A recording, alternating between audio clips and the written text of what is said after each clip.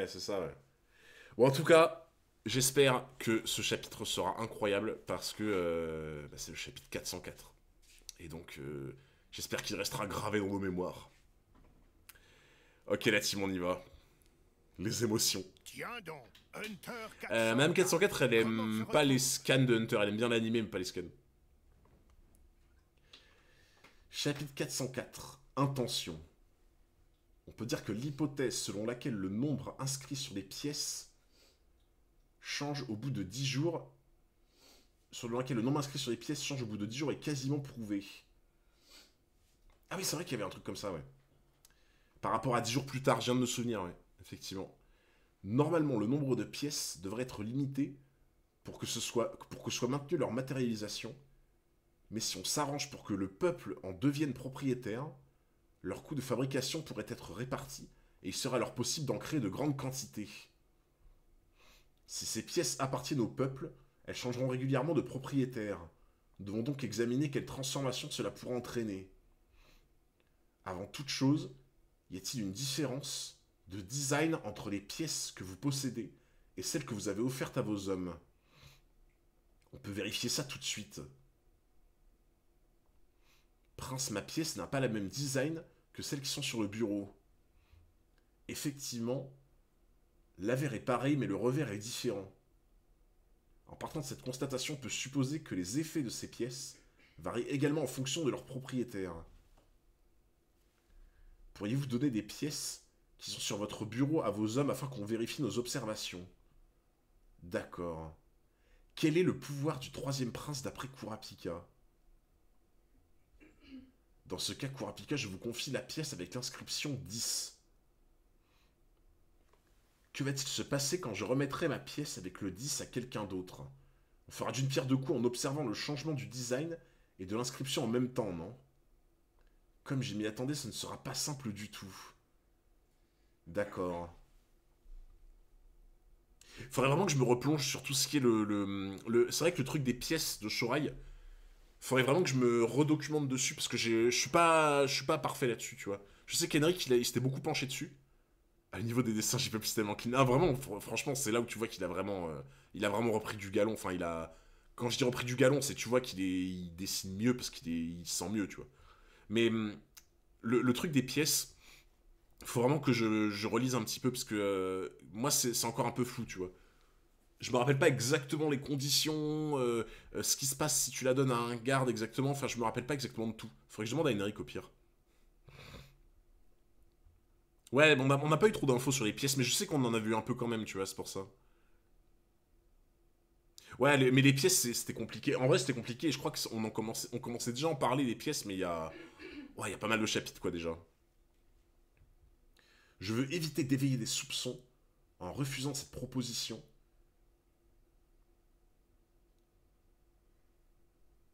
Mais même si j'activais une capacité de manipulation semi-forcée en acceptant cette pièce, qui a cumulé du naine pendant 10 jours, son contrôle ne devrait pas être assez puissant pour me forcer à commettre des meurtres.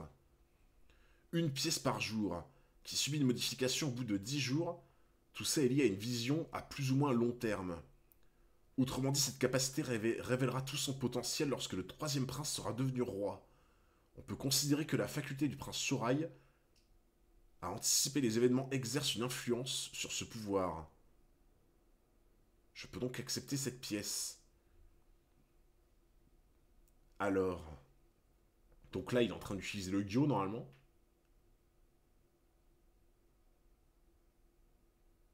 Parce qu'attendez, c'était quoi le design de début là?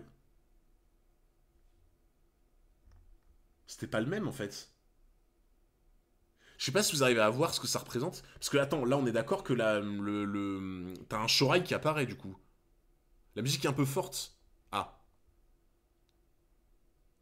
Avec un pouvoir pareil, je pense vraiment qu'il compte faire de Shorai le prochain roi Togashi. Franchement, en vrai sur le papier, c'est genre le pouvoir d'un roi ultime. Le fric. En vrai, en vrai, le pouvoir de faire une économie prospère. Le vrai pouvoir d'un roi. Bah, incroyable la musique, t'as vu? La musique 99, c'est. Mais pour moi, enfin, je me dis, normalement, la pièce, il l'a retourné. J'ai un doute. On sait pas s'il l'a retourné ou si la face a changé, en fait. Tu vois. Donc je sais pas, ouais. Je sais pas comment vous l'avez compris. Parce que attends, si tu tiens la pièce comme ça...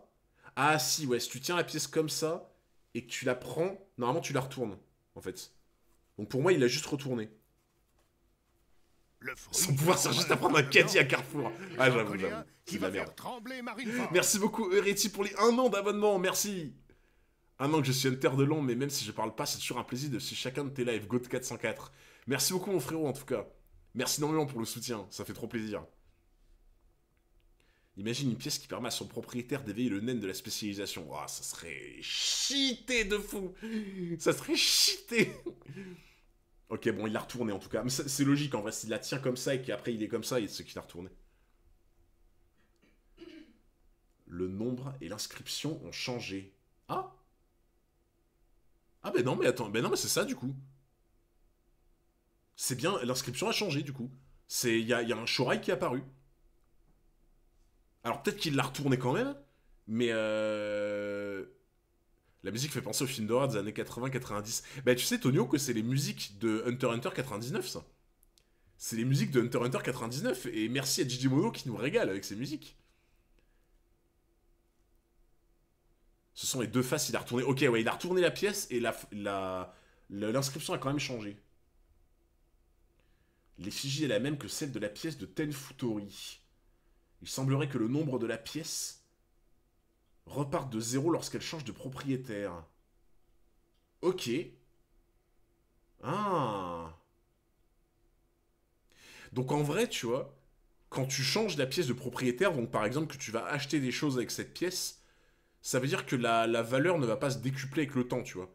Genre dès le moment où tu as des transactions, ça veut dire que la pièce revient à une valeur monétaire plus ou moins basse dans l'idée, quoi. Par contre, le nombre de la pièce repart de 0. Ça veut pas dire que ça repart à 1, ça veut dire que ça repart au nombre initial, je pense, non? Enfin, après, j'ai peut-être mal compris, hein. J'ai peut-être mal compris, mais pour moi, quand tu dis que le nombre de la pièce repart de 0, si t'avais une pièce qui était déjà pas de base à 1, ça repart au nombre de base, mais pas forcément à 1, tu vois. Le nombre initial, c'est toujours 1, Soul? T'es sûr? Ça, j'ai un doute, par contre, je suis plus sûr. T'as peut-être raison, hein. Le nombre initial, c'est peut-être toujours 1. Ok, bah my bad, my bad. Alors. Il me semblait que t'avais des pièces directement à un nombre supérieur, mais j'ai dû me tromper. Bon bah du coup, ça limite... En vrai, ça limite le pouvoir. Ce qui est quand même normal, quoi, parce que... Sinon, le bordel sur le long terme. Permettez-moi de vous la rendre pour voir si son nombre et son design changent de nouveau. D'accord. Elle a récupéré le design qu'elle avait lorsqu'elle m'appartenait. En revanche, le nombre 10 n'est pas revenu. Elle affiche toujours le chiffre 1. Ok. Donc en gros, ça veut dire que le design permet de savoir si la pièce... Ok, je pense que je comprends. Le design va permettre de savoir potentiellement à quel genre de personne la pièce appartient. Je donne un exemple, hein. Je donne un exemple tout bête. Imagine, le design est différent en fonction de si la personne a de bonnes ou de mauvaises intentions. Genre, imagine que c'est ça, par exemple, tu vois. Et ben, genre, t'as un design si la personne qui le reçoit, ben, genre, en mode, c'est un fumier, quoi. Et un design si la personne qui la reçoit, c'est une bonne personne. Imagine, c'est ça, tu vois. Et ben, le design de la pièce pourrait donner des informations sur la personne. Et ça serait incroyable. En termes de contrôle, c'est incroyable, tu vois. Par contre, le nombre, du coup, n'est pas revenu à l'initial. Donc ça permet peut-être de limiter potentiellement l'impact en termes de richesse ou autre, tu vois. Ou la catégorie naine. Oui, ça peut être ça, hein. Ça peut être la catégorie naine, ça peut être les intentions de la personne, ça peut être plein de choses, hein. Ça peut être si la personne a tué quelqu'un. En fait, pour moi, c'est ça, c'est les pièces, c'est des tests, en fait, j'ai l'impression. Les pièces, pour moi, c'est des tests. En fait, si des pièces, au moment de les donner à quelqu'un, il y a des valeurs qui changent, c'est que c'est pour permettre de reconnaître les gens, tu vois. En fait, c'est un moyen de contrôle incroyable. En fait, quand t'es Chorai, que tu donnes ces pièces-là à ton peuple, et que tu connais exactement les rouages de comment fonctionnent les pièces, en fait, c'est un contrôle de ouf que t'as. Parce que si tu connais ça, ça veut dire que tu sais exactement quand la pièce, elle va d'un propriétaire à l'autre, tu sais exactement ce qui se passe. En fait, le mec, c'est le boss des microtransactions. Eh, vraiment, tu vois, c'est le boss des microtransactions, c'est du bitcoin en fait qu'il a. J'étais bloqué sur l'image de prélève depuis une heure. What? Visa Mastercard. Non, en vrai, par contre, c'est ultra intéressant. Hein. Je vois, je comprends mieux maintenant. J'ai à peu près cerné le fonctionnement de votre capacité. Je vous écoute. Souhaitez-vous que je vous explique ça ici et maintenant? Ça ne me pose aucun problème. Je suis en mesure de garantir que cette capacité ne constitue pas une menace pour le prince Benjamin. Ça ne m'étonne pas de lui. Étant donné sa troisième position dans la hiérarchie des princes, il excelle dans les négociations et les manœuvres subtiles. Tant que nous comprendrons ses intentions et que nous respecterons la hiérarchie, il sera notre allié.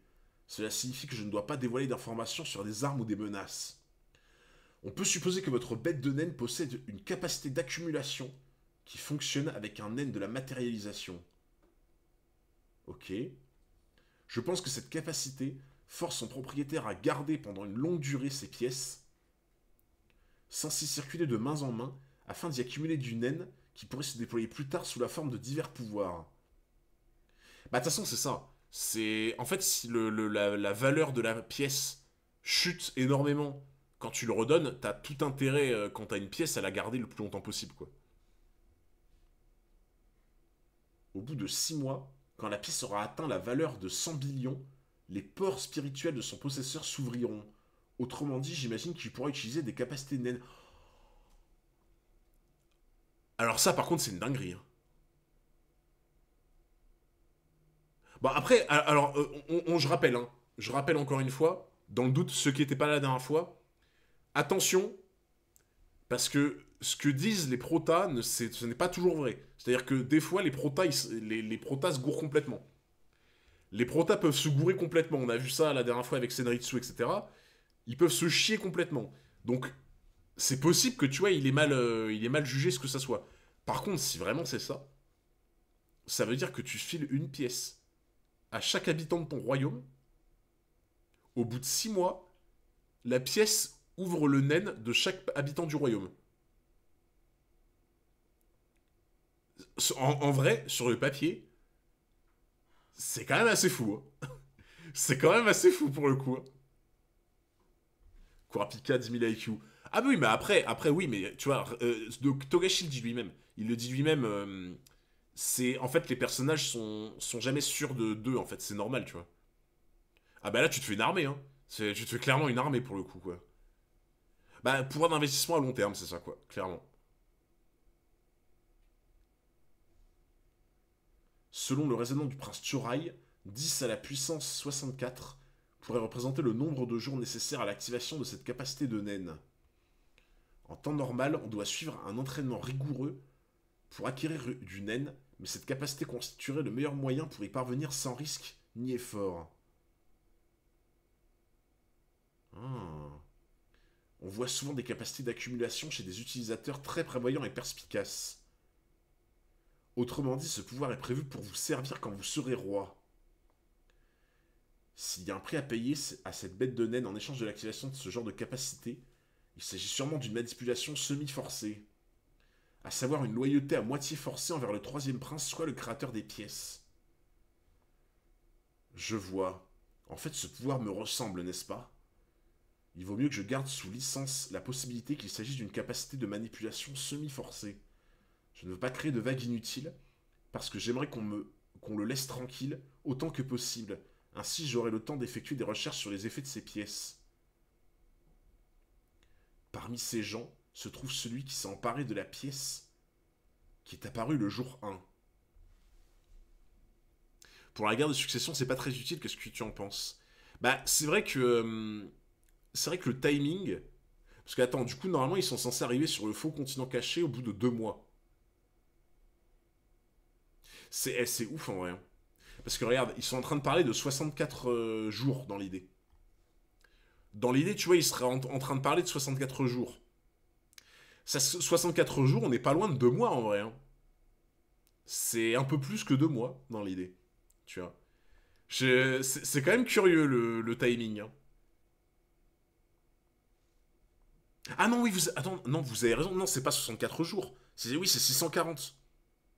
Non, c'est l'équivalent de 6 mois. Non, je dis une bêtise. Ah oui, mais du coup, ouais, effectivement. Effectivement, si c'est l'équivalent de 6 mois. Non, mais attends, mais 640 jours, ça peut pas être 6 mois non plus. Ils ont parlé de 6 mois tout à l'heure. Attendez. Je crois qu'ils ont parlé de 6 mois.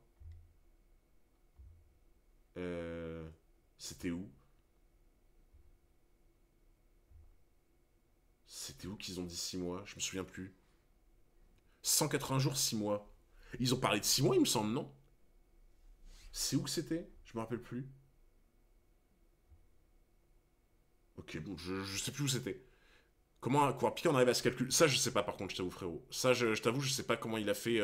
Peut-être que, je sais pas, il a des infos qu'on n'a pas, mais ouais. Page 3. Euh, Page 3, t'as dit.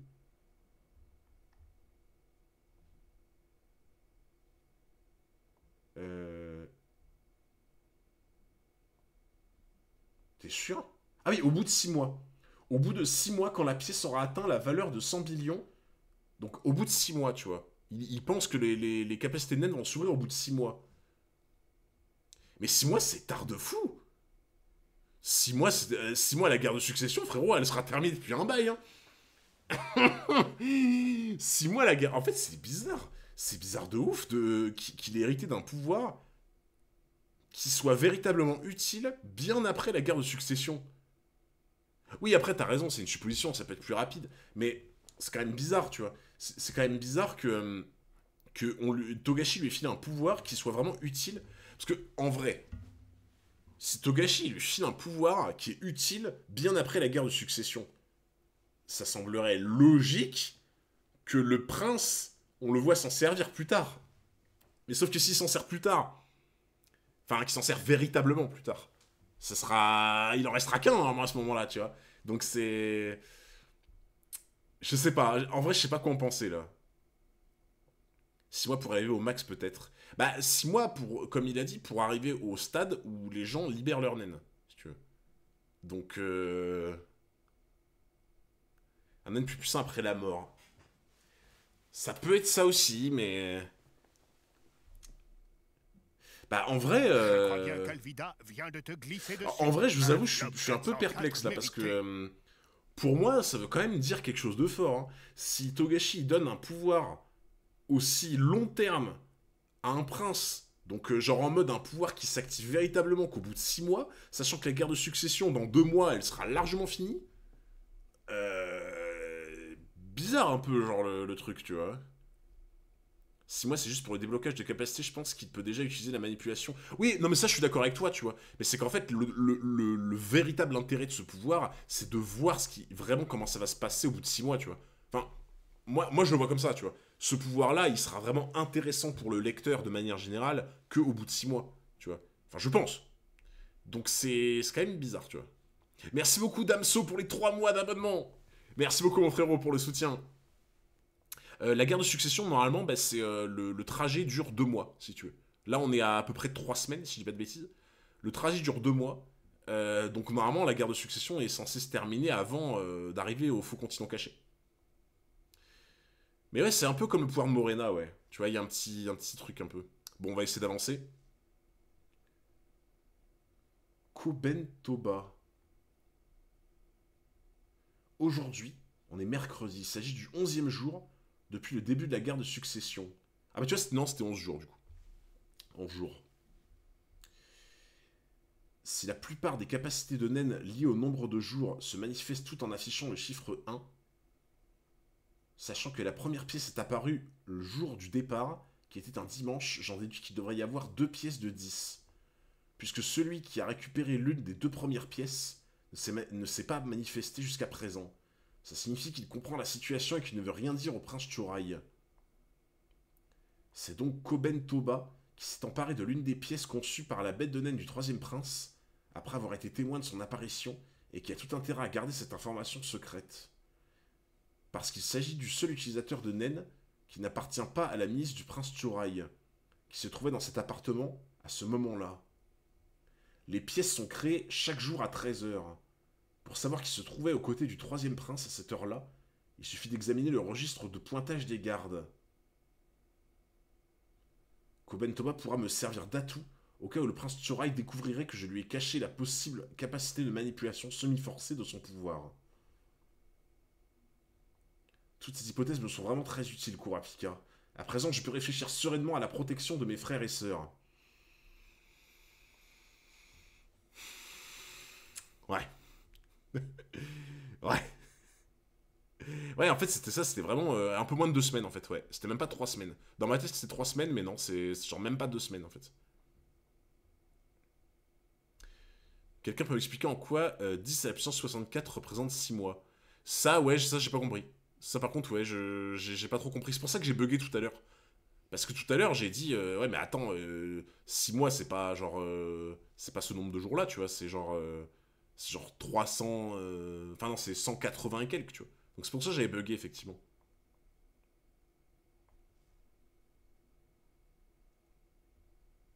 Toutefois, il se peut que le nombre de pièces en possession d'un même individu ait aussi un impact sur leur effet. Je pense qu'il serait préférable que vous en conserviez plusieurs. Très bien. Je vous donne tout de même celle qui est apparue aujourd'hui et je garde les autres. Merci. En ce qui concerne l'autre affaire, j'aimerais vous demander de patienter encore un peu. La deuxième session d'initiation au naine en sera sûrement la clé. Très bien. Il est toujours préférable de détenir le plus d'informations possible, mais rien ne presse concernant cette affaire. En fait, je me fais davantage de soucis pour vous. J'entends par là pour la protection du prince Waburu. Ne va pas croire que je te considère comme mon égal. Si je te donne des informations, c'est uniquement pour garantir la sécurité de Waburu. Il est probable que la première session d'initiation au naine ait permis au prince de glaner des informations, des renseignements et de se préparer pour la suite. Alors vous feriez mieux de vous dépêcher et de vous préparer de votre côté. Je vous remercie de votre sollicitude. Ce qui me fume, c'est que tu vois, les deux, ils sont vraiment en mode mastermind de chacun de leur côté, tu sais. Genre, ils sont là avec les beaux discours, les beaux trucs en mode, voilà, je vous remercie, vous êtes compréhensif, ah oui, non mais on va essayer de vous aider, machin. Chacun de leur côté, ils voient leur intérêt. Mais personne se fait confiance et ils ont bien raison. Hein. Ils ont bien raison. Hein. Je vous remercie de votre sollicitude. Restez sous la protection du prince Tchorai en échange d'informations importantes sur le naine lié à la guerre de succession constitue un avantage pour nous, mais cela comporte également de grands risques.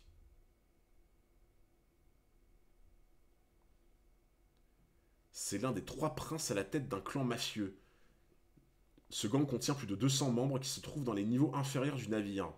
Pour ça, on avait vu, hein. Ça, on avait vu clairement toute l'histoire de guerre entre les clans, etc., mafieux. Ça, c'était les 10 chapitres qu'on avait vus pendant il y a 2 ans, du coup. C'était beaucoup centré là-dessus. Cette force armée sert de moyen de dissuasion contre les autres princes supérieurs. Ainsi, il entretient des relations d'une grande importance avec les princes Tserinich et Lusurus, qui sont eux aussi liés à des clans mafieux. En effet, si cet équilibre venait à être bouleversé pour une raison ou une autre, la situation changerait radicalement. Lorsque la corde qui relie les 3 princes soutenus par la mafia sera rompue, qui y trouvera le plus son compte? C'est sans aucun doute le prince Benjamin. Il possède une armée puissante. L'état d'urgence spécial. L'intensification des conflits entre les clans mafieux constitue une raison suffisante pour le décréter.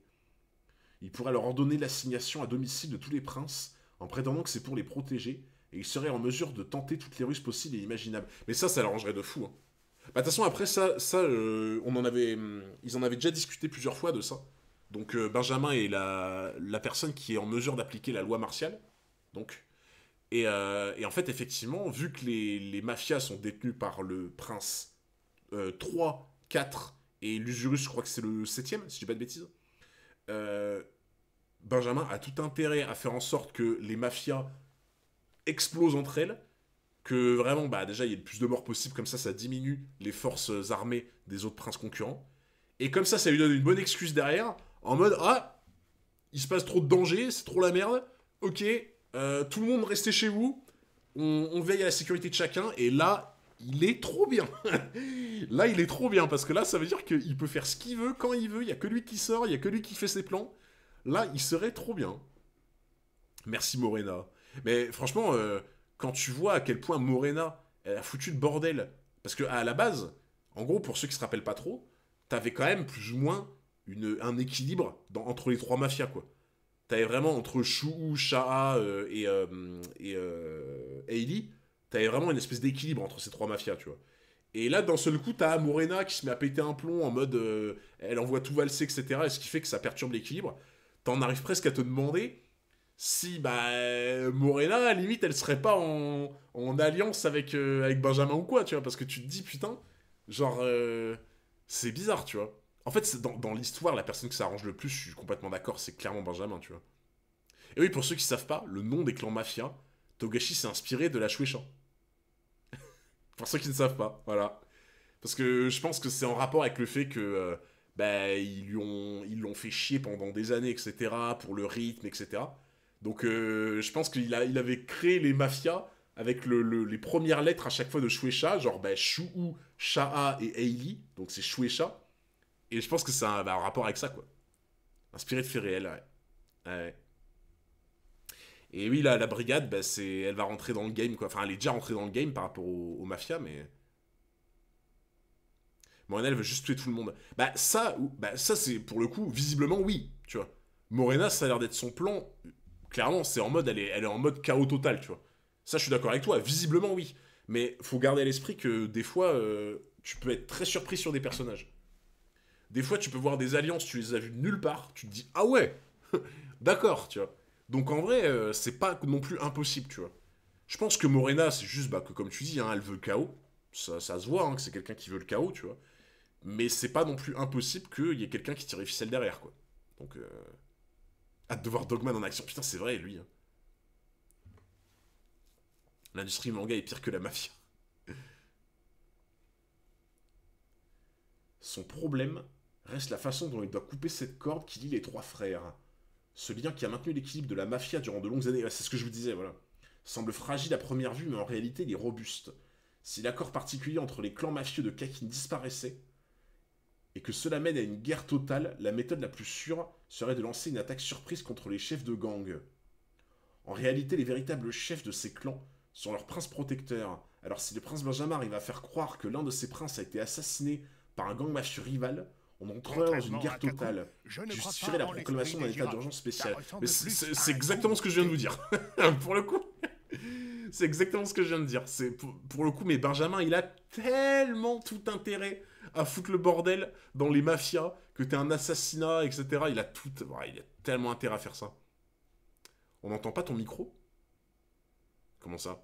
Il y a mon micro qui bug? Sérieux? Il y a mon micro qui bug? Bizarre. Non, j'ai pas l'impression pourtant, mais... Merci beaucoup Piu Piu 340 pour le sub offert. Merci beaucoup. Non, le son est bon, ok, ouais, non, parce que je regardais dans le retour et ça avait l'air d'aller, donc... Merci beaucoup Piu Piu. Merci énormément, frérot. Autrement dit, il est fort probable que le prince Benjamin tente de créer cette situation en fomentant l'assassinat de Tsurai, de Tserenich ou de l'Usurus. De plus, comme je connais la personnalité du premier prince, il ne montrerait aucune hésitation, même si Tsurai vivait avec le plus jeune des princes pour assurer sa protection. Bien au contraire, il y a même un risque que des innocents soient également exécutés. Cela rendrait l'acte encore plus cruel, afin qu'on imagine qu'il s'agit d'un crime commis par la mafia.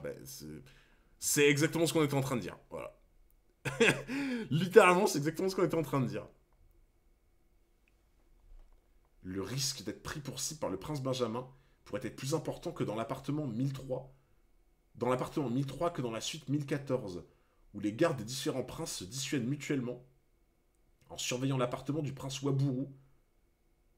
En se surveillant, l'appartement du prince Waburu pourrait être encore assez sûr. Cependant, on ignore toujours l'identité de l'individu qui a lancé l'attaque avec les serpents.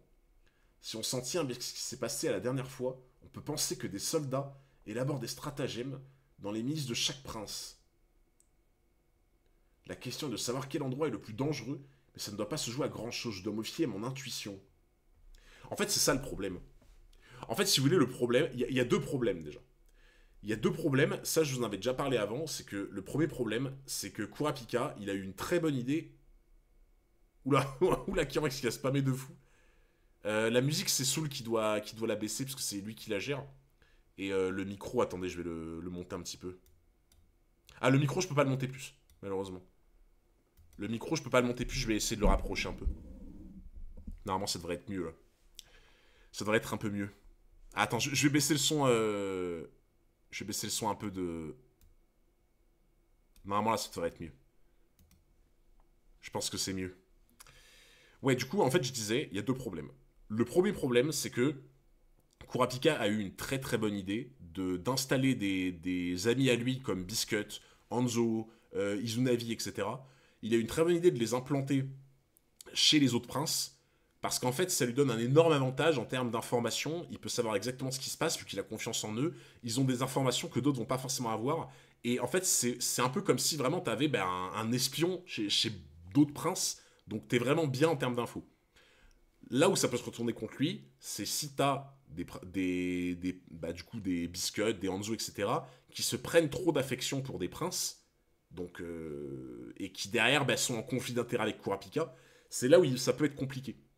Parce que du coup, si un ami de Kurapika comme Hanzo ou comme Biscuit en vient au stade où elle préfère servir vraiment les intérêts de son prince et sa protection plutôt que de servir davantage son accord avec Kurapika, là on se retrouve dans une situation compliquée parce que au final ça devient presque un ennemi dans l'idée. Parce que c'est des gens à qui tu as confié des informations, c'est des gens avec qui tu as créé des partenariats. Donc en fait c'est pour ça que un pari comme a fait Kurapika d'implanter des gens qu'il connaît chez les autres princes, c'est ultra bien parce que ça te donne une source d'information incroyable et un temps d'avance. Par contre ça peut se retourner contre toi. Ça peut clairement se retourner contre toi si tu gères plus la situation ou si tu as des conflits d'intérêts avec les autres personnes. Le deuxième truc, c'est que du coup, comme il a dit, là, le souci, ça va être de savoir à quel endroit c'est plus dangereux. Et effectivement, le troisième prince qui peut être potentiellement une énorme cible à Benjamin, du coup, en raison de son lien avec la mafia, tu te dis, est-ce que tu te mets pas encore plus en danger? Parce que oui, t'es mieux protégé. Si t'es on va dire, sous les ordres de Chorai, tu vas être mieux protégé, mais tu vas être plus en danger aussi. Donc en fait, qu'est-ce qui est le plus rentable, en vrai? Qu'est-ce qui est le plus rentable? Est-ce que le plus rentable, c'est de te faire passer pour un petit innocent, en mode je protège le pauvre prince Waburu, le bébé qui veut rien faire? Juste tu te mets dans ton coin, et t'as moins de danger, mais t'es plus à même d'être... Enfin, t'as moins de défense. Ou est-ce que tu commences à faire des grosses alliances avec des princes, mais le problème c'est qu'en faisant ces alliances, tu te mets beaucoup plus dans le cœur du danger. La question c'est ça. C'est quel est le plus intéressant, quoi. Et honnêtement, moi je... Après, c'est mon avis, hein. C'est mon avis perso, mais moi je pense que c'est la meilleure idée, c'est de rester comme ce que Kurapika faisait, pour moi. Biscuit s'entend très bien avec Mariam. C'est ça dont je faisais allusion, justement, Bali. C'est à ça dont je faisais allusion, par exemple, tu vois. C'est elle s'entend énormément bien avec le prince, donc c'est un peu compliqué. Mais vous en pensez quoi, vous? Là, vous êtes à la place de Kurapika, vous faites quoi? Genre, qu'est-ce que vous faites? Est-ce que vous risquez le tout pour le tout? Vous allez... Pardon. Qu'est-ce que vous faites à la place de Kurapika? Est-ce que vous allez faire des accords avec des princes comme Chorai pour avoir plus de protection, d'informations, plus de choses, mais vous mettez plus en danger? Ou est-ce que vous faites comme vous aviez fait d'habitude, en mode seul dans votre coin, à protéger Waburu, où il y a potentiellement moins de danger, mais moins de défense? Moi, je pense que je choisirais de faire cavalier seul, hein. Je vais sur le continent caché. Kurapika ne pourra pas arrêter la guerre de succession, il est beaucoup trop tard. À part s'il trouve vraiment le moyen de péter un engrenage dans le mécanisme. C'est le seul moyen, en fait. J'ai rien compris, Hunter. En gros, je te prends un exemple tout con. Est-ce que tu préfères être plus en danger, mais mieux gardé, avec une meilleure défense, ou être moins en danger, mais plus démuni si on t'attaque? Tu vois. En gros, c'est ça le principe. Tu vois. Je démissionne et je laisse se débrouiller seul.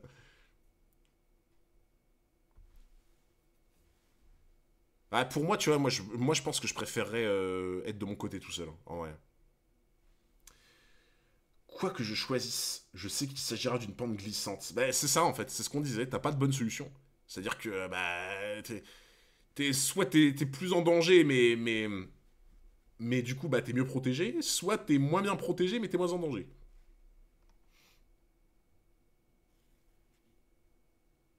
Mais non. Mais non. Leorio. Attends, mais c'est Leorio. Le GOAT. Le GOAT. Leorio. Let's go. Il est là. Le boss. Oh, ça fait... Mais ça fait trop plaisir. C'est pour ça que j'ai dit que t'allais être content. Mais putain, mais c'était au 403 qu'il fallait le mettre, Togashi. Putain, Togashi a tout whippin. C'est qui ce mec? Tu reconnais pas Leorio? Putain, il a tout whippin. Non, il l'a mis au 404, c'est au 403 qu'il fallait le mettre, Togashi. C'est au 403 qu'il fallait le mettre, enfin au 404, enfin. Non, mais qu'est-ce qui se passe? Qu'est-ce qui se passe? 404 moins 1. Oh, en fait, je suis trop content de le voir, mais en même temps, je me dis, putain, il fallait le mettre au 403. Ça aurait été trop beau. Togashi, il a flop. Il a flop. Il ne réagit pas quand on l'appelle. Il a 36,6, je ne perçois ni convulsion ni ronflement. Il s'est peut-être cogné la tête en tombant. Préparer de toute urgence une analyse sanguine et un scanner. Interroger les miliciens qui assuraient la sécurité du prince Alkenburg au premier niveau sur son état de santé durant les 7 derniers jours. Envoyer aussi de toute urgence un prélèvement des vomissements à gel pour qu'elle les analyse.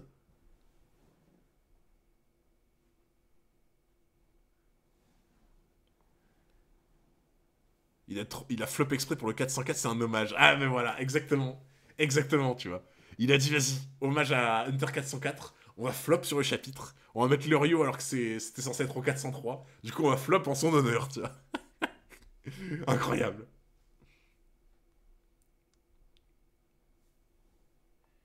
Ah ouais, là, il est pas bien, là. Bah, de toute façon, là, on... En fait, là, de toute façon, on sait que Alkenburg, il est dans Basalmico. Par contre, le tout, c'est de savoir si Basalmico est bien dans le corps d'Alkenburg, du coup. Ça, c'est quelque chose qu'il faut essayer de trouver, ça.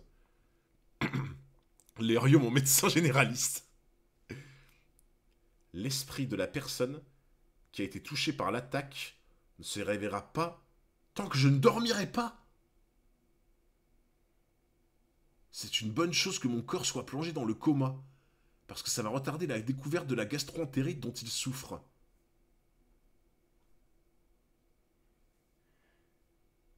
Si ma mère refuse l'autopsie, on pourra considérer que ma mort est survenue à cause d'une insuffisance d'organes d'origine inconnue. Eh mais attendez une minute là. Attendez.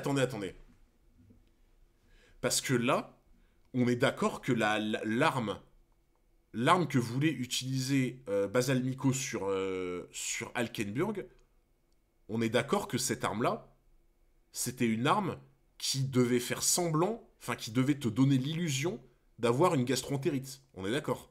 Genre c'est une arme qui a un espèce de virus qui te tue à coup sûr, mais qui donnait l'impression aux médecins que c'était une gastroentérite. Donc ok, ça on est d'accord, tu vois.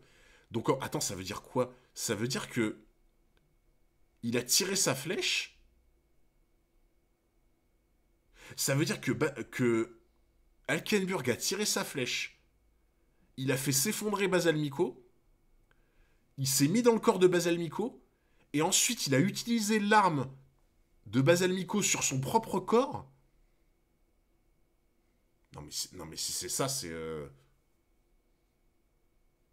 forcément ça, en fait. C'est forcément... Attends, ça veut même dire qu'il a trouvé l'arme? Genre, ça veut dire que là, il s'est mis dans son corps, il a réussi à trouver l'arme et à comprendre ce que c'était, à s'en servir et tout, à deviner ce que c'était?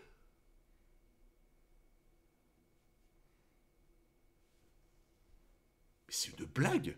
Oui, non, mais quand j'ai dit Basalmico, c'est effondré, enfin, c'est pas ça que je voulais dire, je me suis trompé, tu vois. Mais c'est qu'en gros, il a pris sa place, il a accès à sa mémoire, peut-être. Bah, non, mais en vrai, les gens, s'il a pas accès à sa mémoire, je vois pas comment il a fait, hein. Mais comment il a su? S'il n'a pas accès à sa mémoire... Non mais, s'il a accès à sa mémoire, c'est une dinguerie. S'il a accès à la mémoire de Basalmico, c'est une dinguerie. Parce que ça veut dire qu'il peut pas se faire cramer, hein. S'il a accès à la mémoire de Basalmico, ça veut dire qu'il peut venir voir Benjamin et il pourra jamais se faire cramer. Parce que Benjamin, il va lui poser des questions, il va essayer de savoir si c'est vraiment lui. Mais il pourra pas se faire cramer, du coup. Et comme tu dis, Ça veut dire qu'il sait tout sur Benjamin, du coup, aussi. C'est une honte. Ce pouvoir, c'est une honte. C'est une honte, ce pouvoir. Non, mais je le dis, hein. Je le dis, c'est indécent. Si c'est vraiment ça, c'est indécent. Du coup, Alkenburg pourra jamais récupérer son corps. Bah, je pense que si. Le problème, c'est juste que, bah, du coup, il a piégé son propre corps, quoi. Donc, pour moi, il a fait un peu l'impasse dessus. Enfin, il a fait le... Oh, je suis choqué, la team. Le contre-coup, s'il rate sa flèche, égale mourir, ça équilibre, I guess. Ouais, oui, clairement, tu vois. Bon, alors attendez. Je résume vite fait, hein. Je résume vite fait la dinguerie, hein. Je résume vite fait la dinguerie. Donc là, c'est ce que j'en déduis, hein. C'est ce que j'en déduis, donc faut pas le prendre pour argent comptant, mais honnêtement, je ne vois que ça comme explication. Donc là, pour résumer, quand il y a eu l'attaque, donc quand Basalmiko s'est pointé dans le couloir, que Alkenburg lui a tiré sa flèche, la flèche qui, on le rappelle, si elle touche, c'est finito, Basalmiko s'est pris la flèche. Benjamin s'est installé dans le corps de Basalmiko, donc on le voit par exemple ici. C'est-à-dire que là, il contrôle le corps de Basalmiko. Basalmiko, théoriquement, on se dit, il est censé être dans le corps de Alkenburg. Ça, on sait pas trop, mais c'est censé être le cas, du coup. Il est en train de dire que s'il se met à dormir, il retourne dans son corps, entre guillemets, mais que vu qu'il est dans le coma, ça l'arrange. Par contre, ce qui est fou, c'est que vu que Alkenburg a l'air d'être dans le coma et d'avoir cette espèce de gastro bizarre, eh bien bizarrement, ce sont les symptômes de l'arme que Basalmiko comptait utiliser sur Alkenburg. Sauf que, comment Alkenburg a réussi à comprendre... Parce qu'en fait, même dans le cas où Alkenburg, il réussit à trouver l'arme dans le pied de Basalmiko, ce qui quand même, pour le coup, c'est un sacré coup de bol, hein. On va pas se le cacher, hein. Même dans le cas où il arrive à trouver l'arme de Basalmiko dans son pied, ce qui est un coup de chatte monstrueux, faut le manipuler précautionneusement, deviner ce que c'est, essayer de comprendre comment ça fonctionne. Et je veux dire, même s'il reconnaît l'arme ou quoi, je veux dire, comment il peut savoir qu'en se l'injectant, ça va simuler une gastro? Non, c'est obligé, il a accès aux souvenirs. C'est obligé. Ce que ça inclut là-dedans, c'est que Alkenburg, quand il prend possession du corps de quelqu'un, ça inclut théoriquement qu'il est capable d'obtenir les souvenirs de la personne. Et ça, c'est une dinguerie. Ah ben, comme tu dis, sans la mémoire, je vois pas comment c'est possible. S'il récupère pas la mémoire, en fait, s'il récupère pas la mémoire, c'est des immenses coups de chatte. Et moi, j'y crois pas. Je vous le dis, hein, honnêtement, j'y crois pas. Je ne crois... À zéro moment, je crois qu'il y a eu... Ah bah tiens, ma chaussure, elle est lourde. Ah bah tiens, qu'est-ce que c'est? Oh, ce truc-là, j'ai dû le voir quelque part. Ah, ça me fait penser à ce que j'ai déjà... Non, non, non, c'est bon, frère. C'est bon, c'est bon, c'est bon. Non, non, ça veut forcément dire qu'il a accès aux souvenirs. Et si c'est ça, alors là, j'ai même plus les mots, en fait. J'ai même plus les mots, à quel point c'est broken, en fait. Du coup, il envoie un de ses gardes, ce dernier a accès à la mémoire aussi. Bah, pour moi, à partir du moment où la personne va dans le corps de la personne, bah, théoriquement, t'as les souvenirs, du coup. Je pense, hein.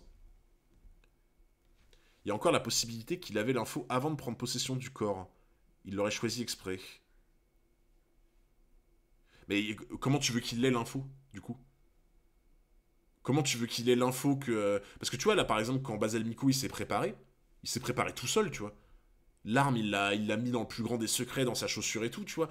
En fait, le délire de l'arme dans le pied, etc., et de son fonctionnement, il y a que Basalmiko qui sait, tu vois ce que je veux dire. C'est ça qui est bizarre, en fait. C'est vraiment bizarre, genre. Mais surtout qu'en vrai, tu vois, là où c'est complètement broken, c'est que du coup, ça veut dire qu'il peut pas se faire cramer par Benjamin, puisqu'il a accès à tous les souvenirs, et surtout, il a accès à toutes les infos que lui, il connaît de Benjamin. C'est ça qui est fou. C'est qu'en fait, là, ça veut dire que tu peux vraiment apprendre tout ce que tu veux du moment que tu choisis bien ta cible. C'est incroyable. Oh, le prince Alkenburg a été pris de vomissement puis amené dans l'hôpital à côté d'ici. J'aurais terminé ma mission d'ici une demi-journée. Il faut compter environ 12 heures entre les premiers vomissements et la mort. Mais maintenant que l'association des Hunters se mêle de l'autopsie, ça va nous compliquer la tâche. Beau travail, je vais envoyer une équipe médicale composée de médecins de la famille royale et de médecins militaires sur place. Observe l'évolution de la situation. À vos ordres.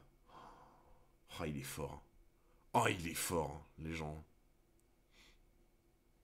Il est fort. C'est Basalmico qui l'a empoisonné avant de se faire avoir, je pense. Ah, Yanis, c'est pas possible. Ça, c'est pas possible, Yanis. Enfin, en fait, c'est pas possible parce que, si tu veux, quand il se fait tirer dessus, il est dans... Alkenburg, il est au bout d'un couloir. Mais d'un couloir qui n'est pas visible, si tu veux. C'est-à-dire qu'en gros, tu vois, quand il se fait tirer dessus, Basalmico, il est dans ce couloir-là, là, comme ça. Et en fait, Alkenburg, il est dans un autre couloir qui est là, donc ici. Donc en fait, si tu veux, c'est pas possible. C'est-à-dire, à part qu'il a envoyé au préalable un truc à tête chercheuse, c'est pas possible, du coup. C'est pas possible. Je vois pas comment le truc se déclenche, en fait, sinon. Je vois vraiment pas comment le truc se déclenche.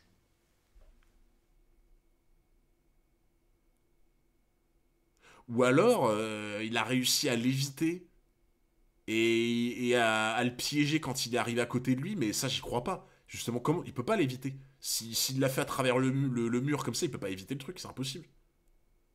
En tout cas, c'est pas clair. Hein. C'est vraiment pas clair, cette histoire.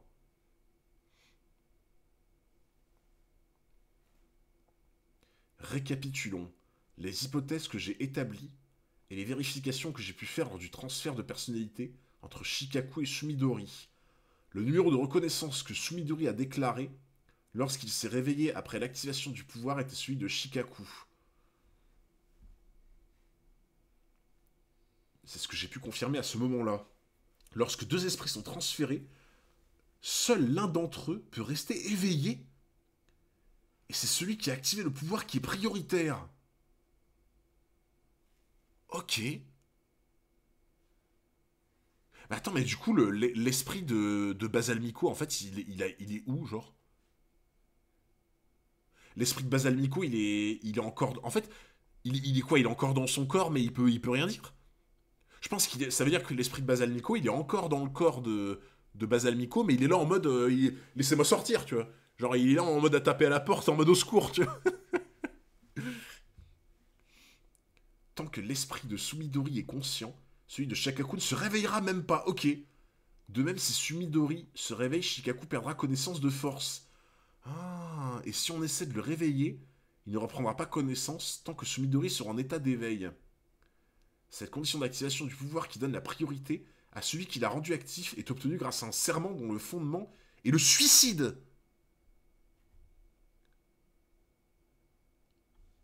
Ma capacité est un transfert forcé de personnalité. Une personne du groupe qui l'active est choisie au hasard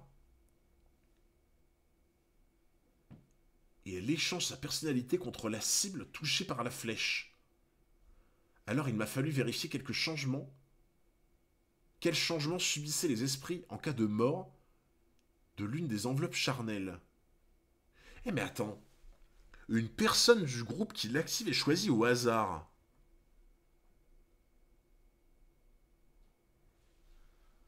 C'est quand même un sacré hasard qu'il ait pu rentrer dans le corps de Basalmico. Hein. Hunter 404, comment se retrouve? C'est le seul prince qui arrive à utiliser son pouvoir efficacement. En vrai, pour l'instant, oui. Hein. Clairement. Hein. Mais attendez, mais c'est quand même un sacré hasard pour le coup. Hein. Genre là, c'est complètement au hasard. C'est-à-dire que genre en mode, il dit, quand il tire et qu'il y a les autres à côté de lui qui renforcent le pouvoir, c'est l'une des personnes qui est avec lui ou lui-même qui prend la place de la cible. Oh, c'est quand même un sacré hasard que ce soit lui, comme par hasard, qui intègre le corps de Basalmico. Hein. Ça, il a le moyen de le choisir, je pense. Hein.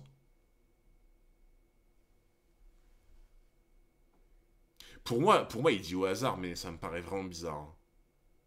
Il peut choisir si c'est lui ou un partisan au hasard. Ouais, je pense que c'est plus ça, tu vois. Je pense que c'est plus ça, effectivement. C'est plus en mode, il peut choisir si c'est lui-même, ou alors, si c'est pas lui, c'est quelqu'un de son groupe au hasard, tu vois. Je sais pas si ça a été bien écrit, tu vois. Mais je pense que c'est plus ça, hein, parce que ça me paraît bizarre, sinon. C'est vraiment un sacré hasard, hein, sinon. s'il y a 2 corps, seul un des 2 esprits peut être réveillé à la fois, et la priorité revient à celui qui faisait partie du groupe qui a déclenché l'attaque. Étant donné qu'aucune règle n'a défini clairement le concept de mort, durant la guerre de succession, il est raisonnable de considérer que la mort du corps et de l'esprit d'un individu constitue une condition nécessaire et suffisante à la reconnaissance d'un décès. Qui c'est qui arrête pas de vous bassiner? Qui c'est qui arrête pas de vous bassiner en vous disant il faut trouver un glitch dans la guerre de succession, il faut faire péter l'engrenage, il faut qu'il y ait quelqu'un d'assez intelligent qui puisse faire sauter la machine, tu vois, genre en mode de casser le mécanisme pour faire foirer la guerre de succession. Pour moi, c'est des gens comme Beyond ou comme Alkenburg qui en sont capables, tu vois. Parce que là on en est là, hein. C'est exactement ce que je vous expliquais, hein. C'est vraiment en mode, il est en train de trouver un glitch. Il est en train de trouver un glitch, littéralement. C'est-à-dire que là, il est raisonnable de considérer que le mort du corps et de l'esprit constitue une condition nécessaire et suffisante à la reconnaissance d'un décès.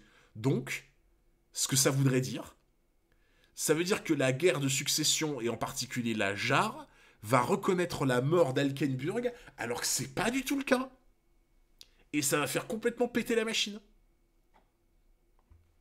Il n'y a pas de glitch, il dit que, juste que selon lui, mourir égale mort du corps et de l'esprit. Bah oui, mais ça l'induit, si tu veux. Logiquement, ça l'induit. C'est-à-dire qu'en fait, ça veut dire qu'il a trouvé le moyen de fake une info à la jarre, en fait, tu vois. C'est ça le truc que ça sous-entend, tu vois.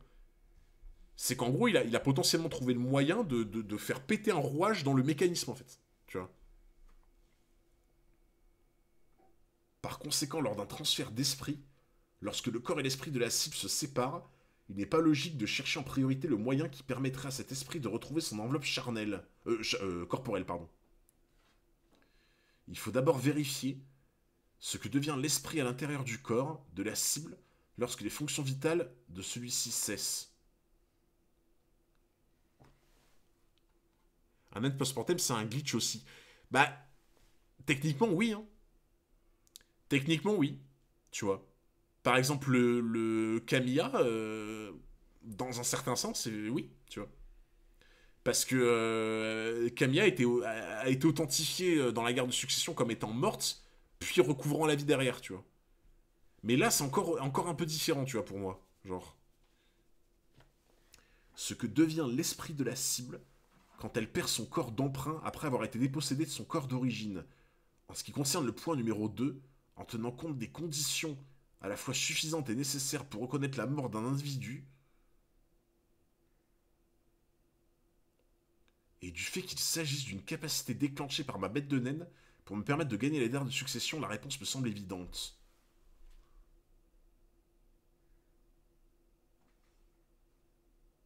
Ah.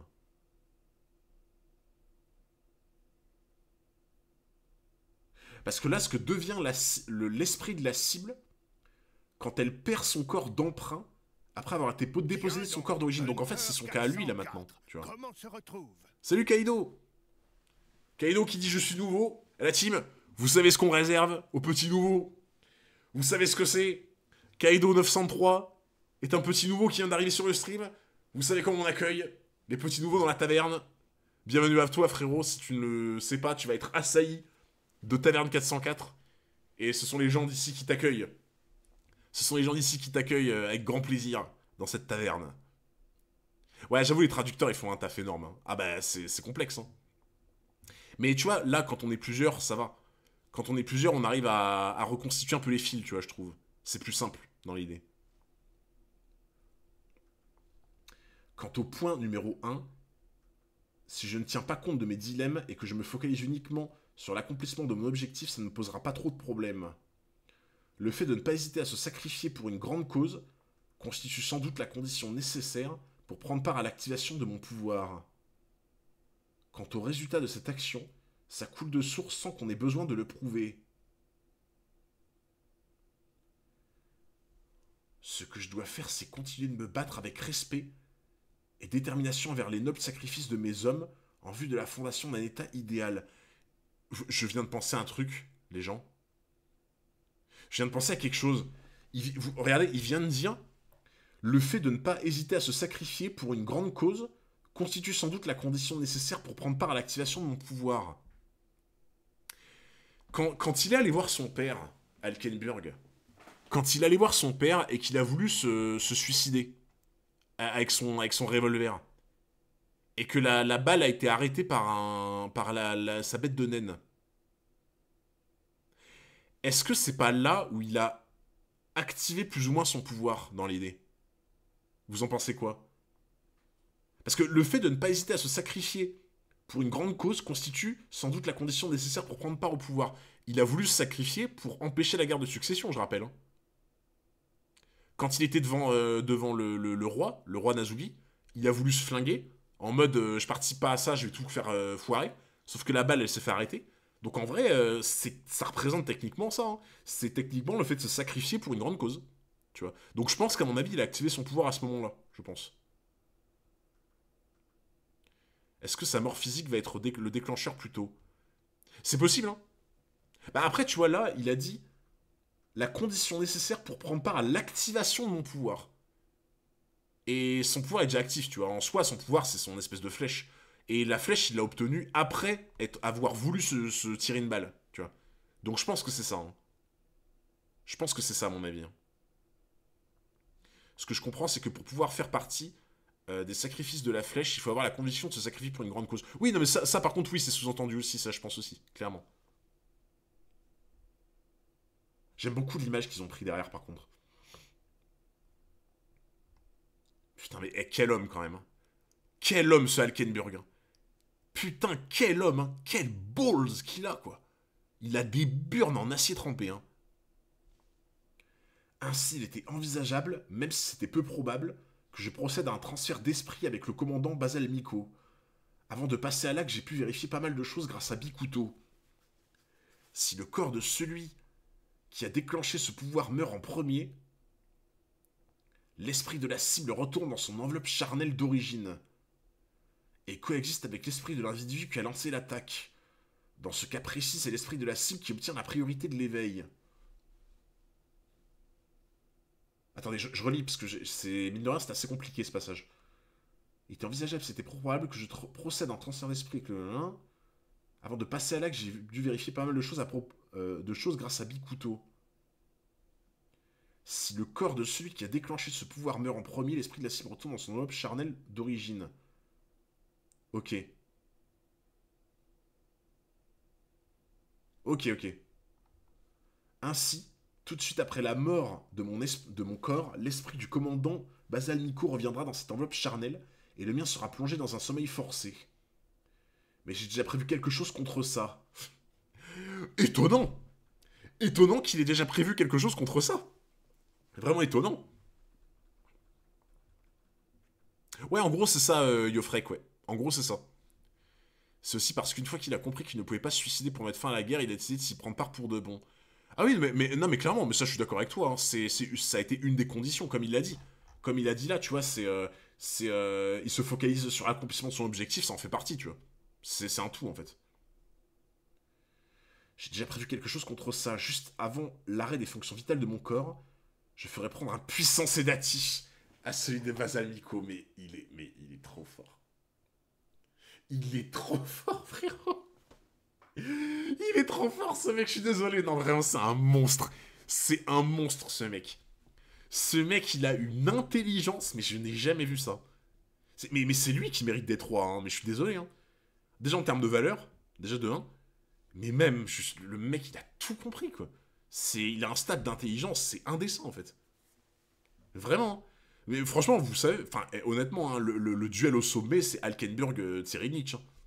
Je veux dire, sans offense à Benjamin, à Chora et à tous les autres princes. Hein. Sans offense à eux. Le duel au sommet, c'est Tserinich-Alkenburg. Je veux dire, les deux, c'est des monstres dans l'apprentissage du naine, du pouvoir. Ils sont ultra smart et tout. C'est le duel au sommet, ces deux-là, genre vraiment. Tserinich va tellement l'éclater. Ah, je serais tellement pas aussi confiant que toi, frérot. Je serais tellement pas aussi confiant que toi. Moi, je pense vraiment pas. Hein. Je pense que les deux, c'est des putains de monstres et des monstres d'intelligence, mais qu'il y en ait un qui éclate l'autre, j'en doute fortement. Je prêche à toi, bourreau. Oui, en plus, Alkenburg peut être le fils de Béyon, en plus, hein. On rappelle, hein. Ensuite, même si je ne peux pas régler avec précision le moment du réveil de l'esprit du commandant, je contrôlerai son corps, afin de prendre diverses décisions durant les 10 heures qui suivront la mort du mien. D'ici là, il me faudra porter le coup suivant qui me permettra de remporter la guerre de succession. C'est un monstre. C'est vraiment un monstre. Non mais je vous jure, Alkenburg, il est incroyable. Il est incroyable ce mec, c'est un putain de monstre quoi, vraiment. Mais en fait, je suis d'accord avec Yanis. Il est vachement mis en valeur pour le coup. Et ça m'inquiète. Parce que vous le savez comme moi, hein, Togashi c'est un coquin. Togashi c'est un coquin. Là, il est en train de nous mettre Alkenburg qui monte en puissance. Mais sachant qu'il joue quand même un jeu dangereux. Ah, je me dis, ouais, il y a peut-être un monde où... J'ai rien compris, il peut retourner dans son corps ou pas. Alors oui, en fait, si tu veux, dans l'idée, tu vois... Alors, faudrait que j'ai les explications devant pour bien t'expliquer, mais de ce que j'ai compris, il peut retourner... Alkenburg, il peut retourner dans son corps, du coup. Mais je crois qu'en gros, s'il s'endort, je crois. Non, attendez. S'il s'endort, c'est Basalnico qui reprend le contrôle. Et par contre, récupérer son corps, ça, je crois qu'il peut le faire. Enfin, de ce que j'ai compris, il peut le faire quand il veut, non? Je crois. Contrairement à Kaku, je ne crois pas en l'esprit. Parce que retourner dans son corps, Alkenburg, je sais plus s'il peut le faire quand il veut. Par contre, ce qui est sûr, c'est que quand il est plus éveillé, c'est un duel entre celui qui va prendre le contrôle, en gros, dans l'idée. Merci beaucoup, Redson, pour les 10 mois d'abonnement. Merci beaucoup. Pour Hunter 404 qui savoure le 404, exactement. Merci beaucoup. Ah oui, si son corps meurt, Basalnico prend le contrôle. Ok, ouais, c'est ça.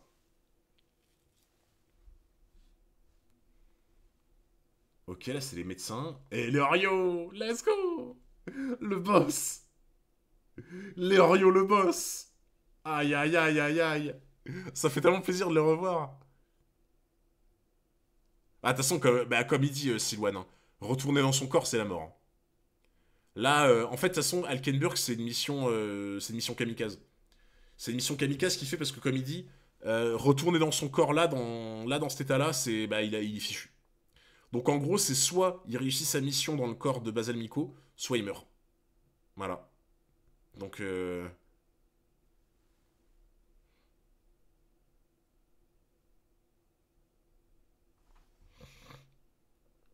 ah ouais. Oh, c'est vraiment une saloperie cette arme quand même, hein. Cette arme, c'est vraiment une saloperie, hein, ce qu'il a utilisé Basalnico, hein. C'est une belle saloperie quand même, hein.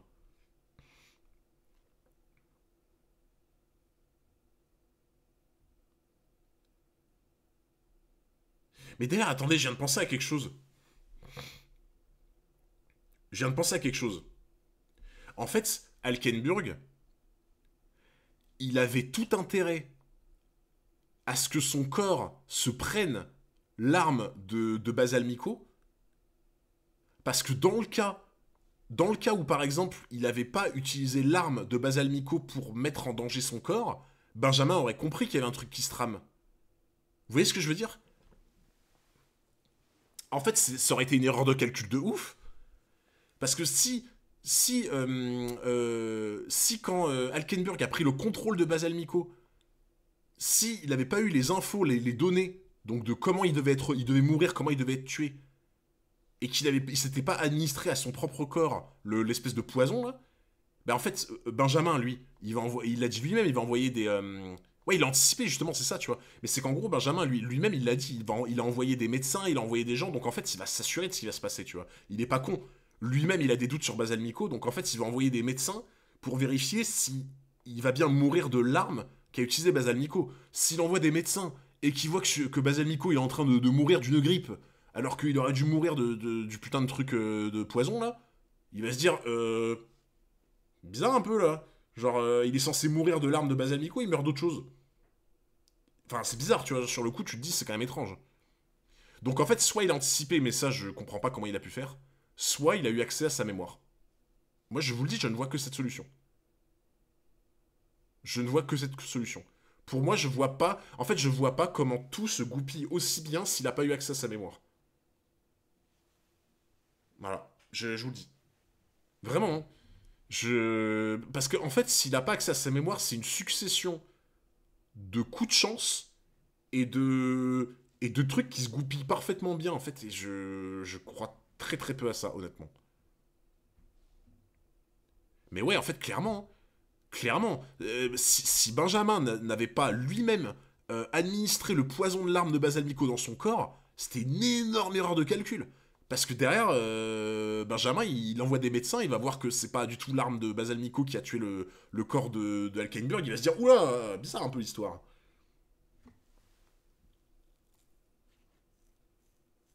C'est ouf, c'est incroyable. C'est incroyable, ce mec est incroyable. Oh, comment elle se fait dorloter, quoi. Ok. Oh putain, la coupe qu'il a. Oh, ça fait trop bizarre.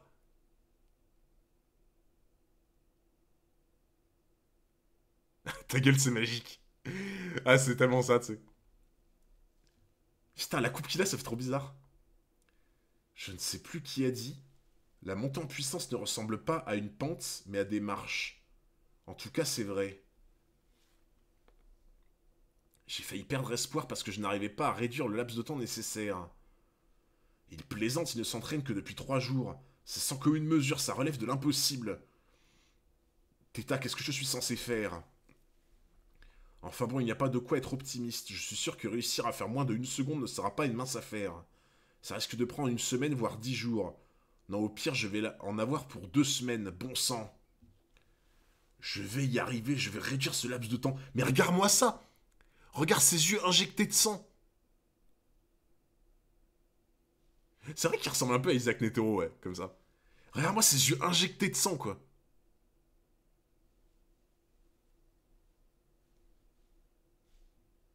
Je vois. Lui et moi, nous n'avons pas du tout la même perception du temps. Sa perception de ce qu'il peut faire et du temps qu'il met pour accomplir quelque chose est fondamentalement différente de la mienne. Il va sans doute réaliser ce qu'il a dit. Il a aussi mentionné qu'il passerait à l'action une fois que ce sera fait. Qu'est-ce qu'il compte faire avec moi?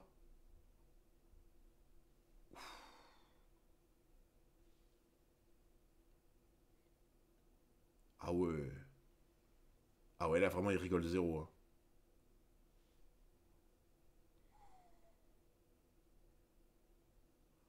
Ah ouais, là vraiment il rigole zéro, hein. Putain.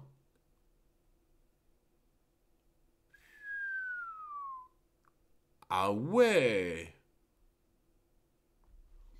Ah ouais. Ok. La même position que Netero sur la couverture du volume 27. Ah ouais? Attends.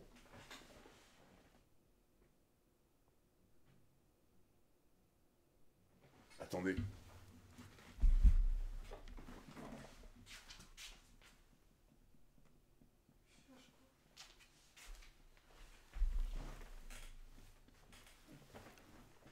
Putain, c'est vrai que je l'ai pas. Je l'ai pas ici, le volume 27.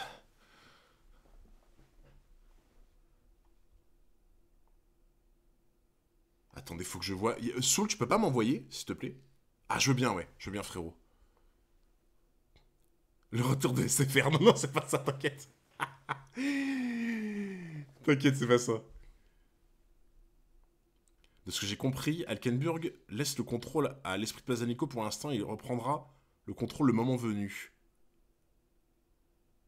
Moi, j'avais pas compris ça, mais j'avais pas trop compris ça, mais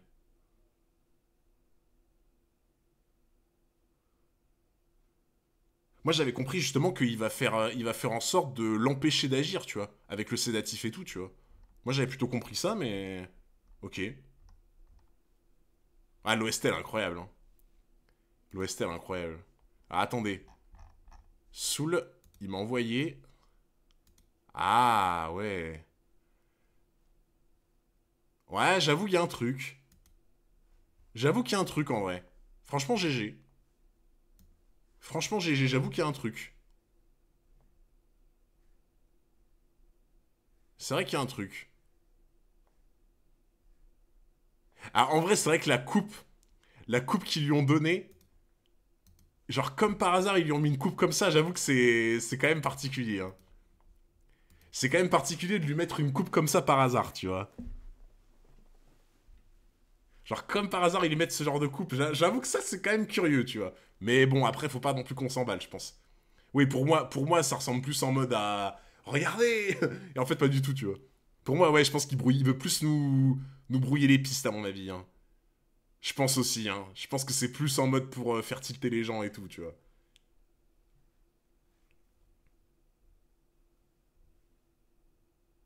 Ok. Ah, elle fait tellement mal au cœur, l'image, genre.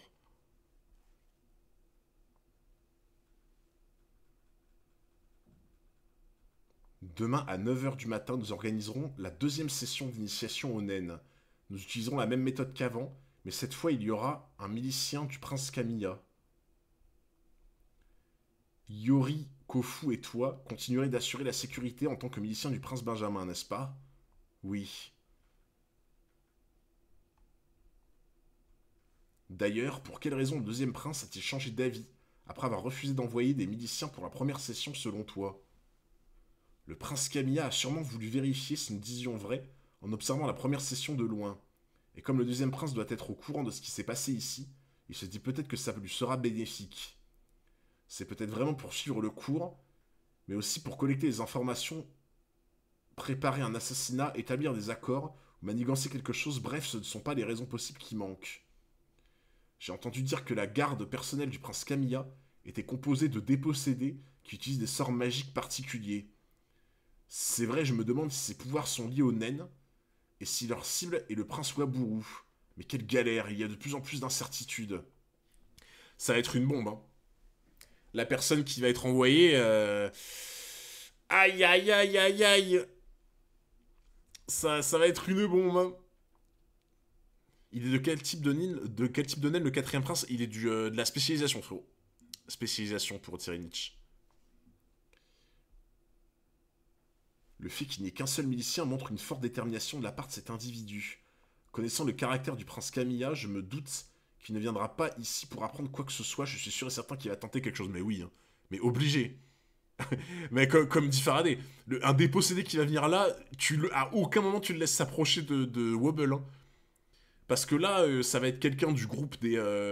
les dépossédés, c'est les intouchables. Là. Ça va être le groupe de ceux qui font des malédictions. Là. Donc eux, tu les tiens bien bien loin dans la pièce. Hein. Bien loin à l'écart, tu vois. En mode pas touche, tu vois. Ouais, mais je suis d'accord avec toi, Lynx, tu vois. Mais c'est qu'en fait, connaissant Togashi, souvent il veut un peu trop, tu sais, nous lancer sur des pistes pour nous égarer, tu vois. Donc je me... Ah. Quand les dépossédés de la prince Camilla ont été présentés, il a dit que Wabble est trop jeune pour que la malédiction fasse effet. Ouais, je me rappelle pas exactement de ça, mais possible, tu vois. Mais, ouais, sûrement, hein. Sûrement, mais bon, je pense que tu prends quand même pas le risque, tu vois. Tu prends quand même pas le risque, à mon avis. Pas toucher à Wobble. Qu'en est-il du robot ninja qui est apparu dans les débuts de l'arc pendant la première session cours de Nen? Bah, on l'a pas revu, je crois. Hein. Parmi les secrets de chaque prince qui figuraient sur la lettre de Senritsu, il n'y avait absolument rien concernant le prince Kamiya. Mais le deuxième prince garde peut-être un secret si lourd qu'il n'a pas d'autre choix que d'agir. Je vais empêcher le milicien du prince Kamiya d'approcher le prince Waburu.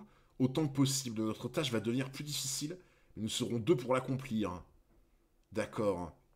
Quant à toi, Shimano, laisse tes tâches ménagères de côté et reste autant que possible aux côtés de la reine et du prince. Tout dépendra de ses faits et gestes. Il y a aussi cet accord que j'ai passé avec le troisième prince. Il va falloir agir prudemment. Wouah, l'état dans lequel il est. Ah ouais, c'est chaud.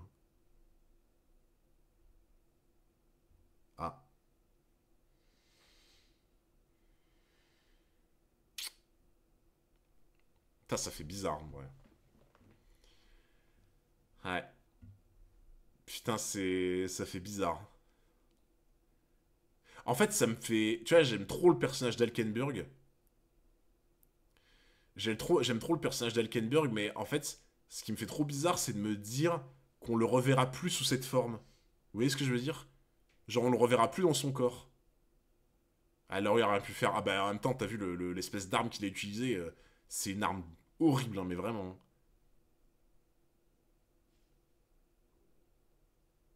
Ah, c'est immonde.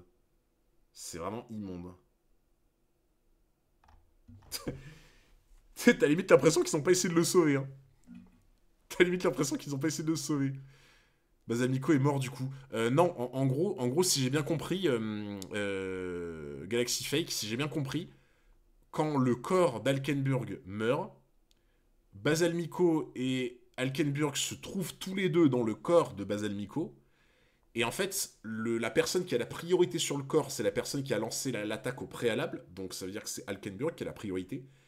Et dès le moment où Alkenburg va s'endormir ou ne plus être actif au niveau de son esprit, Basalmiko va prendre le relais. Et en fait, c'est une espèce de guerre de prise de possession du corps, dans l'idée.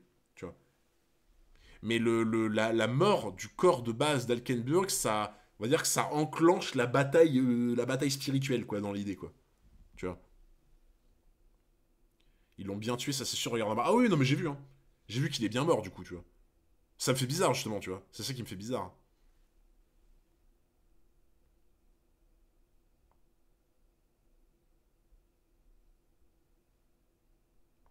Alkenburg perd la priorité quand son propre corps meurt. Oui, mais justement, c'est pour ça qu'il a administré le sédatif, du coup. Parce que l'histoire du sédatif, c'est par rapport à ça. C'est qu'en fait, il a calculé le truc du sédatif avec le moment où son corps allait mourir. Bah, en fait, sinon, ça me semble pas logique de faire ça. Pour moi, l'intérêt du sédatif qu'il a administré, à l'instant, tu disais le contraire. Ah bah, j'ai pas fait exprès, alors my bad, désolé. Je voulais pas dire ça, du coup, si j'ai dit le contraire. Mais oui, c'est qu'en fait, du coup, dans l'idée, le sédatif, il l'a administré au moment où il allait perdre le contrôle, du coup. Putain, il a vraiment tout prévu, hein. Oh, il a tout prévu, le fou. Dans ce cas, il semblerait que le corps soit transporté à midi du troisième niveau à la chambre mortuaire du premier niveau, en passant par l'escalier central du deuxième niveau. L'annonce générale, les adieux de ses partisans et le transport du cercueil par ses soldats privés constituent les dernières volontés du prince Alkenburg, c'est bien ça? Oui, ce sont les trois choses que le prince a souhaitées alors qu'il avait conscience de ses derniers instants. Qu'en pensez-vous? Laissons-les faire ce qu'il a demandé. Les gens comprendront que nous avons respecté les dernières volontés du prince Alkenburg sans que nous ayons besoin de les expliquer. Afin d'éviter que la tristesse de ses partisans se transforme en colère, nous allons prendre des dispositions pour que tout se passe de manière solennelle et respectueuse. Informe le président du tribunal que nous retirons toutes nos poursuites contre le prince Alkenburg pour que les miliciens puissent rejoindre sa dépouille au plus vite. Très bien. Dès qu'ils arriveront, je me concerterai avec eux au sujet de la cérémonie funéraire et de l'autopsie. Je verrai également au bon déroulement des événements. Je reviendrai donc au premier niveau en même temps que le corps du prince Alkenburg. Assurez-vous que tout soit traité avec le plus grand soin. Merci. Oui. Merci, grand frère. À l'affront. L'affront de fou.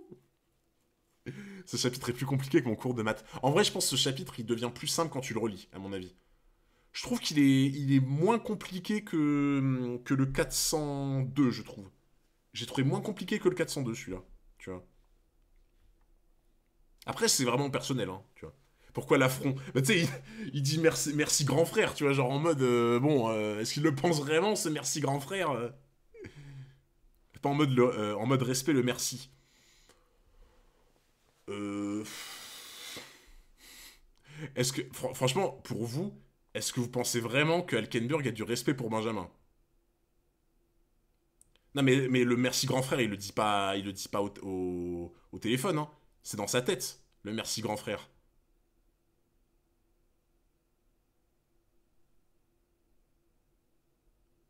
Le merci grand frère, il le dit pas, il le dit pas au téléphone, hein, sinon c'est, t'imagines? Merci grand frère, merde, merde.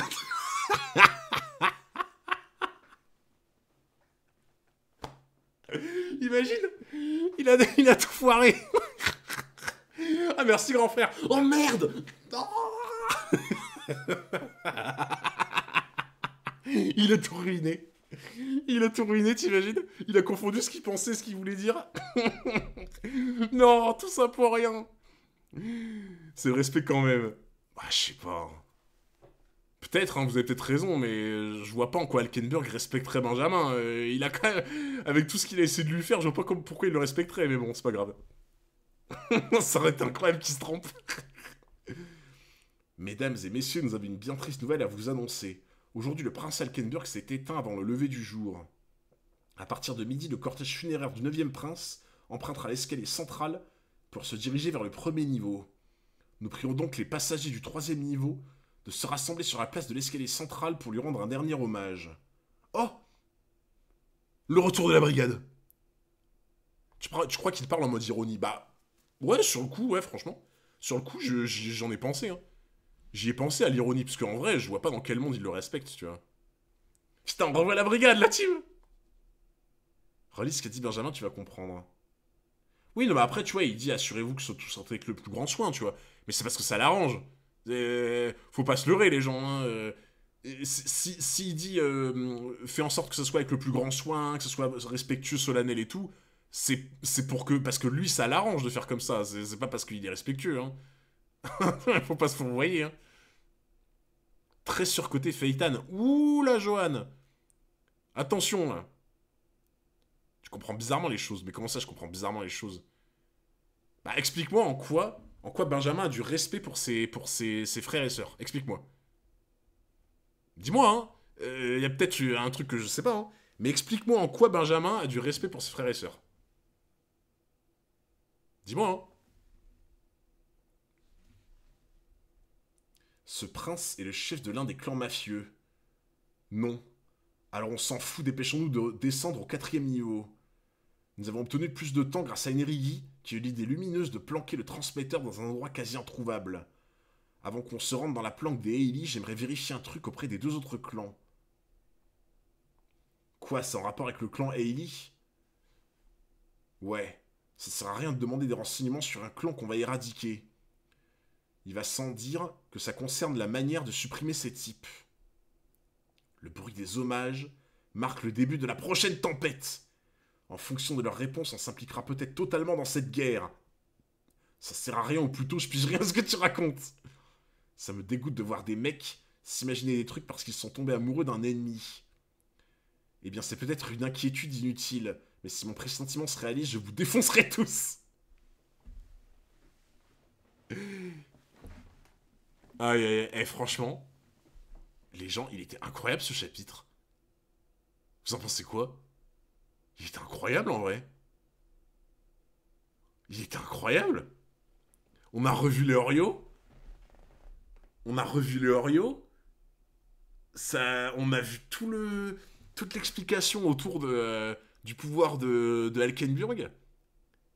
Putain, il était génial ce chapitre. Je pense le seul truc vraiment complexe qu'il faut bien relire à mon avis, c'est toute l'explication sur le fonctionnement de comment sont gérés les corps.